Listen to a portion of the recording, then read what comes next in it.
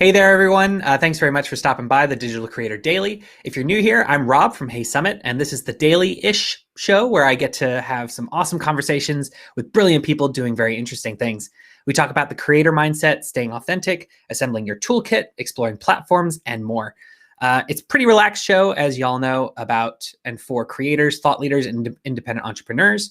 And just a reminder, the conversation is best when it's shared. So however you're tuning in, feel free to jump in with your thoughts, with your questions, perspectives, whether that's live right now or afterwards on the podcast. Thank you so much for spending some time with us. I'm very happy to welcome Judith Germain to the show. Jude is the leading authority on Maverick leadership and the founder of the Maverick Paradox. She's also an author, consultant, trainer, podcast host, and editor of a business magazine for diverse thinkers. Judith works with business owners to accelerate their impact and influence and attract more revenue. Definitely want to dig into that. She also works with larger organizations to improve the leadership impact of their leaders and enable them to be more inclusive workspaces where diversity of thought is commonplace. Judith also trains organizations on Maverick leadership, strategic thinking, inclusive leadership, and mentors business owners on how to have a business where their core identity attracts clients they want. She's a chartered fellow of the Chartered Institute of Personnel and Development, public speaker, and soon to be radio host. I'm curious about that. Thanks so much for joining me today, Jude. Hiya. So much stuff in here, but I guess the first thing that I'd love to start off before kind of digging into your journey from where you started to here is just to set the stage. What is the Maverick leadership model? What is the Maverick leadership philosophy? Okay, so really good questions. So I've defined Mavericks from 2005 as willfully independent people. Willfully with independent. The accent on willful, not like a toddler stamping their feet, but as somebody going, yeah, I'm gonna do it. So it's kind of like fun and cheeky. So Maverick leadership is looking at what you do and who you are. And that makes sense. It does. And so in terms of how that came about, you talk about the fact that this way of thinking is something that you not only developed, but it also affected you. It has helped you in a lot of different ways. And you started life not kind of being a thought leader, in your own way. You were working in a corporate environment. So what changed? What allowed you to maybe evolve that kind of mindset? Because the idea of being willfully independent and starting life in a corporate environment, not necessarily though linked. So how did you go from working in HR, or I guess before then, but for corporates to what you're doing now? It's a really good question, and it's so true that Mavericks don't do so well in corporate life without a little bit of help. And so I started life at 17 as a commercial underwriter. And I was so fortunate that I had a socialized Maverick manager who allowed me to just keep doing what I thought was right. And it was quite funny because he said to me one day, Jude, I am never going to promote you. And I was 17, so 17. It's a bit rough. So I was like, but why? I'm the best person you have. And he said, well, yes, you are, but you just upset people. And I was like, yeah, but I'm really popular. And after a couple of days, they get over it. So what's the problem? And he was like, well, the problem is I'm fed up with it. So I was like, oh. But because I respected him, I actually went and learned how do I do the things I want to do without upsetting and harming people. And that was what started me on that path of leadership. So I want to get somewhere. How do I bring people along in the right way? So I ended up becoming a commercial underwriter with the highest liability limit at an extremely young age, and ended up working in the head office. After a while, I decided I didn't want to do insurance anymore because, like most Mavericks, you become very principled, and I felt like what insurance was about, what was actually doing wasn't right. So I decided to go into HR. And like the Maverick I am, I wrote to the largest retailer at the time and said, you're great, cause, and I'm great, cause, can I have a job? So about a month later, I got a phone call saying, yes, come to the assessment centre. I said, great. Put the phone down and thought, I don't actually know what the job is. So I phoned them back up again and said, I'm coming, but what's the job? And they said, HR manager. I was like, oh, so no HR experience, no HR qualification, going to be head HR manager of 1,000 people in 2 sites. So I was like, okay. So anyway, so I went there. Obviously, I got the job.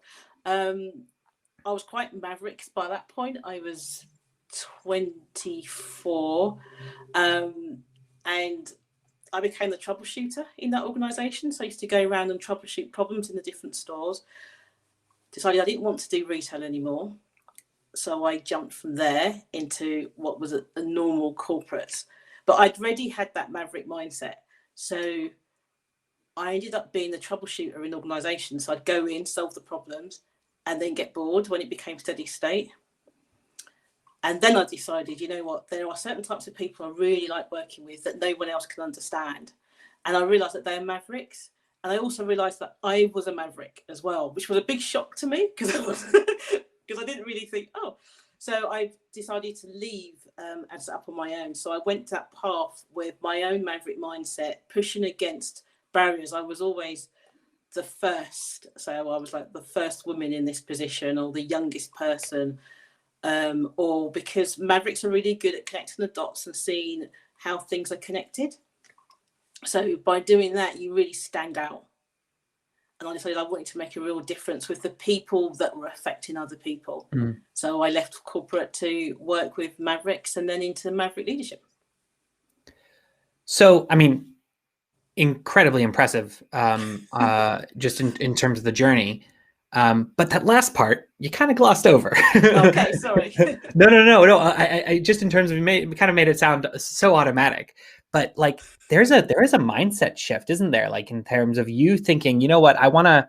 It's not like, oh no, I'm now here. I'm going to be independently thoughtful, but I want to rise to the ranks. And I really want to kind of build fiefdoms or build alliances. It's clear that, you know, when you're talking about when you were 17 and you got that feedback from your boss, you know, that sense of leadership is being able to put your own feelings aside in order to work with other people. There's a certain amount of like political skill that you need to develop in order to get people to work with you in an effective way. And that is, you know, one of the core aspects of being an effective leader. So clearly that EQ was there, right? That awareness by you was certainly there. I guess I wonder like what would have been like, why weren't you thinking, let me continue doing what I'm doing and fixing problems, but just fixing them in another way in a corporate environment versus saying, you know what, I'm gonna go off on my own. I'm gonna start working with these other people. Was that just so natural to you, or was it? Or was there a prompt or something that happened, or had you always kind of thought, you know what, I don't really want to work for a large company, but this is my opportunity to start doing that? No, I always thought I'd work in a large organisation. I never thought I'd work for myself. Amazing. It sounded like such a weird idea, but I found that when you become senior manager at a very young age, you end up doing a lot of things very quickly. And there's not much challenge left. So no matter wherever you went, it was the same. For me, it felt like the same old. And I was getting better at it. So whereas it might have taken 4 years, then it was 2 years, then it was 6 months. And it was like you could almost see exactly the plan that needs to take place. But also there was a principle things. The more senior you became, the more you became aware of how the cognitive dissonance between what some organizations said that they were doing and what they were really doing. And it was difficult for me to deal with that dissonance.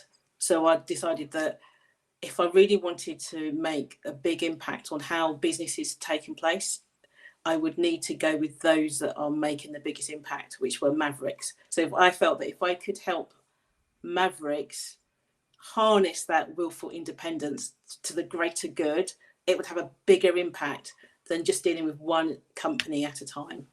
And when you're talking about mavericks, obviously that is this mindset that you're speaking about. Well, when you're off creating your own business, oftentimes, you know, you're debating whether or not who to go after. And so you could be going after Mavericks building their own businesses, working with in corporate environments who identify it as that mindset. How did you go about coming up with who it was that you wanted to speak with, market to, work with the most when you started working for yourself? Or was it pretty much you knew right out the gate? No, it took a long time. Yeah. And it was accidental.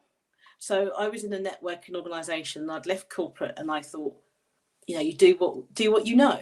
So I was going to be a HR consultant because that made sense. And in this networking organization, every month you met and you had mastermind groups, and I would be in the mastermind groups and I would give business advice. And then one day this guy came up to me and said, I need you to help me with my business. And I said, okay, that's fine. He said, no, I need you to spend time with me. So I want to pay you. And I was like, oh, because that wasn't my business to give business advice. I was doing HR. I wasn't making any money as a HR consultant, by the way. But anyway, so we had a bit of a conversation, and he was my first client. Yeah. And I think I worked with him for probably a couple of years. And it was from the successes of working with him that I was able to draw more people towards me. So yeah, I certainly did not imagine I would be doing what I do now, or even working for myself. And you talked about the Maverick mindset. So can I explain a little bit about? Yeah, of course. Please do. Yeah. So I love acronyms. So I say the Maverick mindset is an acronym of WINES. So W is willful intention. So Maverick leaders have a willful intention. I'm going to do this thing. So I will do this thing. And if you don't want me to do it, and I think it's a great thing to do, I'm still going to do it. So they're not put off by people not agreeing with them. And H is honest belief. So if I honestly believe this is the right thing to do, then I will do it. And I think sometimes people argue with Mavericks because they don't understand the honest belief that they're moving with. Yeah. I is for influential. So Maverick leaders are very influential people. I've done a bit of a trick there. The N is for knowledgeable. And the knowledge comes from not just being an expert in what you do, but what Maverick leaders do is they say, right, I'm going to be doing, I'm going to be a great HR consultant. So what are the things that I need to know? Obviously, there's HR, but I might need to know marketing. So I'm going to spend time learning marketing.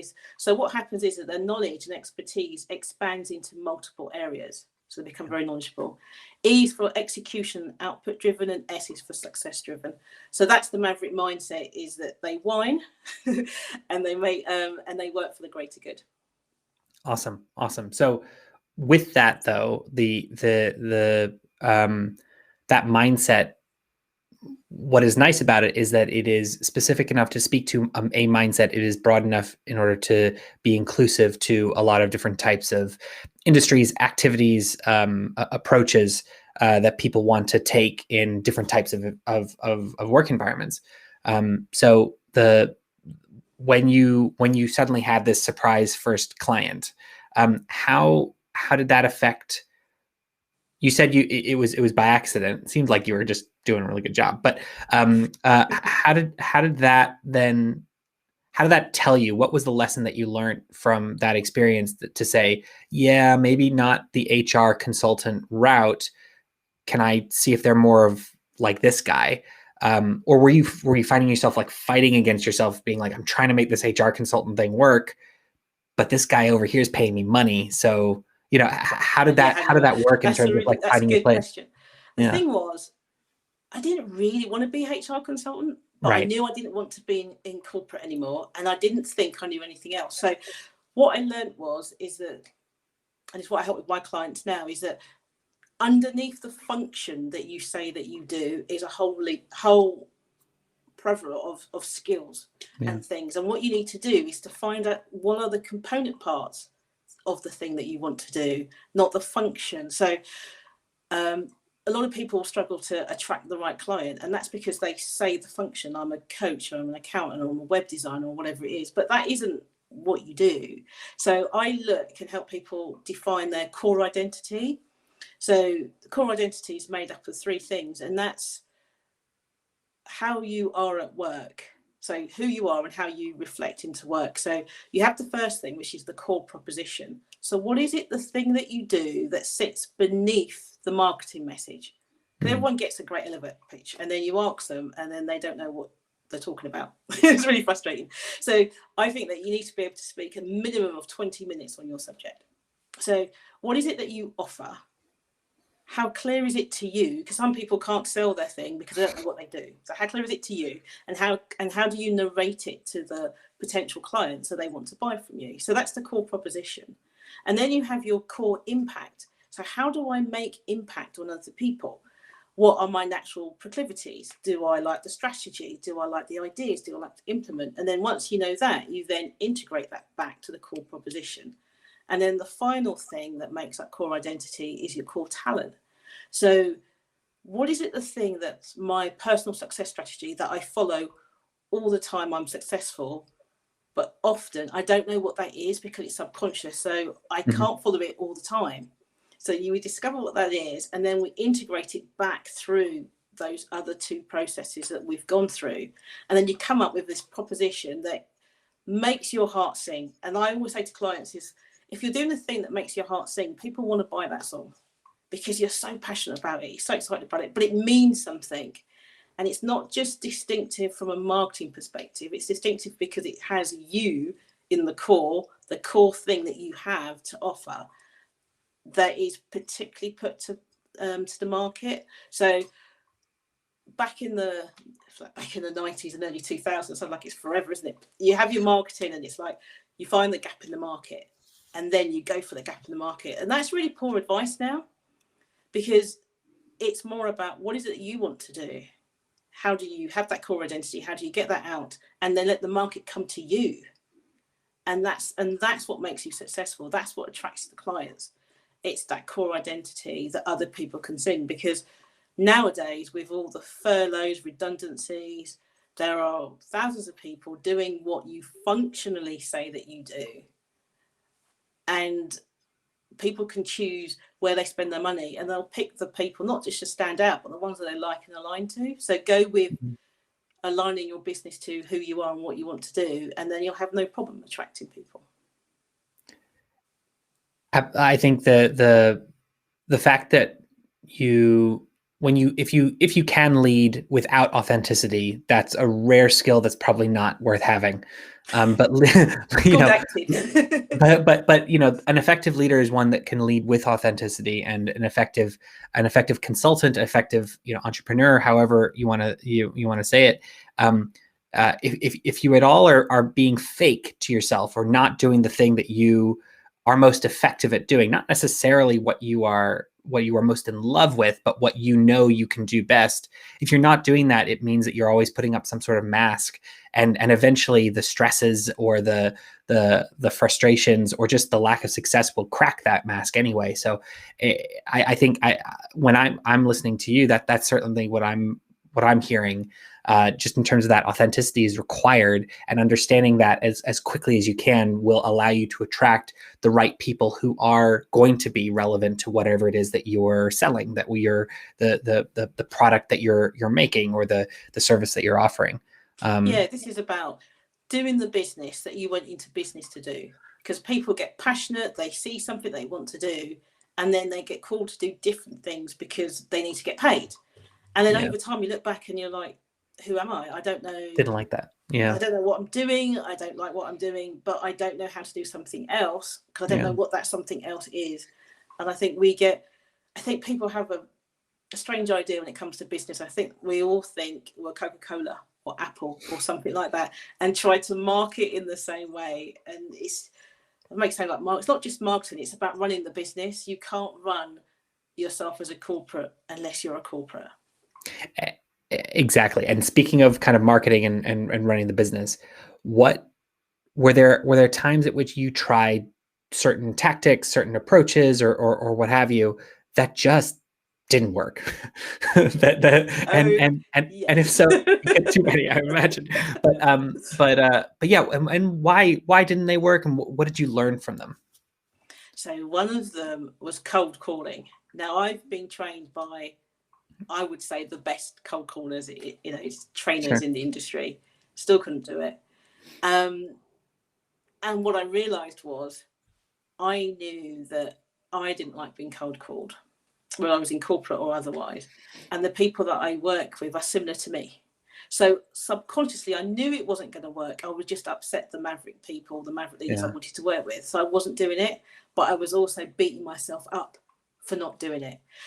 So I looked at what the key principles were and applied them to a way of marketing and farming that fitted me. So I used to core concepts, but not the whole thing. And I think that's one of the things I've learned in business. You don't have to take something whole. You can break it up and then just use the parts that are going to work. And if it doesn't feel right for you, it's not right for you. I think that's a really interesting approach. And I think it kind of jives with a lot of what we hear, at least when I speak with a lot of people. It's, you don't have to be everywhere. In fact, you shouldn't be everywhere. and if you're feeling a bit of FOMO because you're not on a particular platform or doing a particular thing, that's all in there. It's not actually doing anything for your business. So I think that's a really nice kind of addendum to that, or combination of that. In terms of, or speaking of kind of marketing approaches or products, you wrote a book, but there was, in addition to all the other stuff that you do, but there's I think an interesting story about why you wrote that book. Could you kind of talk a little bit about what made you want to write it, and why, from a business and perhaps a marketing perspective, you thought about it in a bit of a different way? Yeah, because I took some time out of the business, and then when I decided I wanted to come back into business, things had moved on. So I was used to being well known for what I was doing, to people saying, Judith who? Yeah. So I thought, it's rough. It was rough. It was really rough, actually. It was a horrible time, because I also had that cognitive dissonance of knowing I wanted to do something around Maverick leadership, but not knowing what. And I didn't want to do what I was doing before, something new, but what? So I thought, if I wrote a book that positioned my thoughts on Maverick leadership, or Maverick specifically, that book was on, and what lied behind Maverick leadership, I could use that book as an authoritative piece to be used as probably a big business card.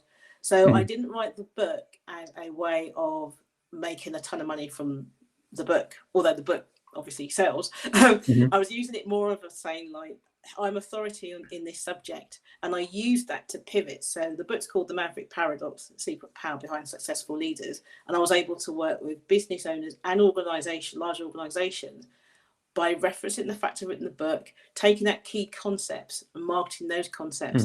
And it enabled me to be in newspapers, and people to call me, go on interviews based on the book. So it was a great way to accelerate myself as an authority, because people, like I say to my clients now, people are only buying thought leaders because there's so many other people who aren't. So you have to, like a Maverick, I said, you have to make a decision as to what you want to be known of, make a strategy towards it, and then implement that strategy. I think a whole lot of people think, well, when I have an audience, it'll be easy. When I have an audience, I can do this. And if you're reading about like marketing tactics, everyone's like, well, if you have a 50,000 person email list, you do this, that, and the other thing, and then you're making money.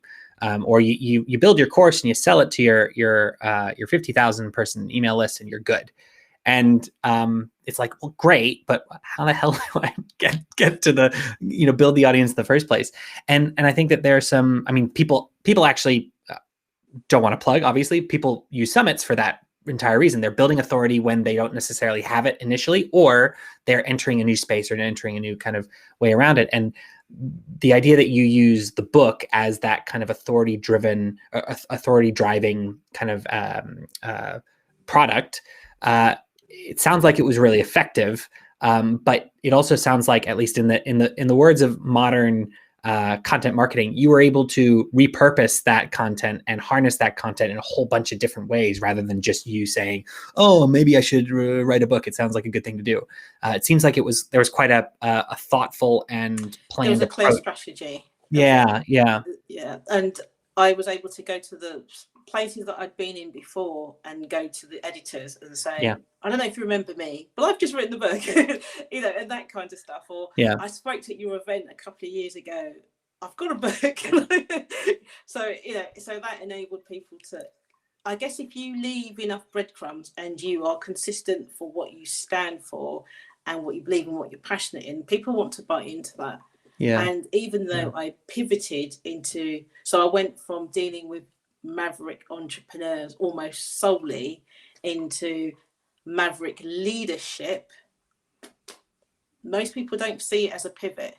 Because obviously I still deal with the entrepreneurs, but it's more of a case of I planned for it to be retrofitted. A bit like, yeah. you get IS 14, but you still work on IS 13 machines.